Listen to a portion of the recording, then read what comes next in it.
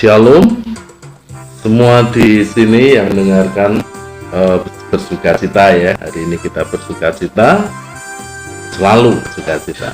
Nah, hari ini kita akan belajar firman Tuhan dengan judul bergairah, antusias ya.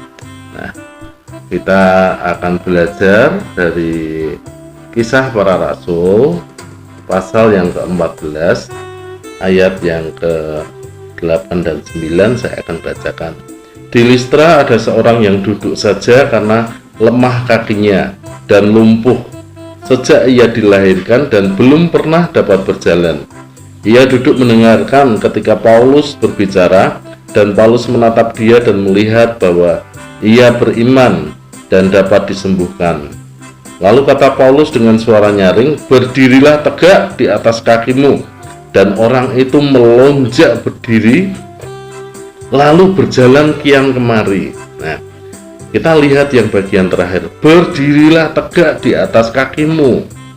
Paulus hanya minta dia berdiri, tapi apa yang dia lakukan? Orang itu melonjak. Melonjak itu segera ya. Kekuatannya penuh ya, lompat, melonjak itu melompat, tidak sekedar berdiri.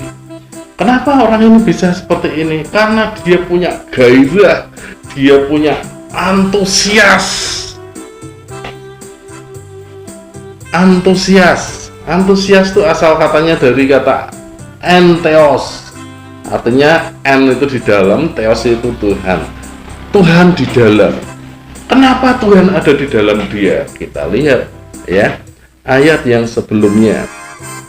Di Listra, ayat yang ke-9. Ia duduk mendengarkan ketika Paulus berbicara. Mendengarkan apa yang didengarkan oleh orang lumpuh ini? Paulus sedang memberitakan firman Tuhan. Firman yang didengar. Kenapa dia bisa bergairah? Karena dia mendengarkan firman. Bagaimana dia mendengarkannya? Dan Paulus, ketika Paulus berbicara, dan Paulus menatap dia dan melihat bahwa ia beriman dan dapat disembuhkan. Kenapa Paulus bisa matanya tertuju sama dia?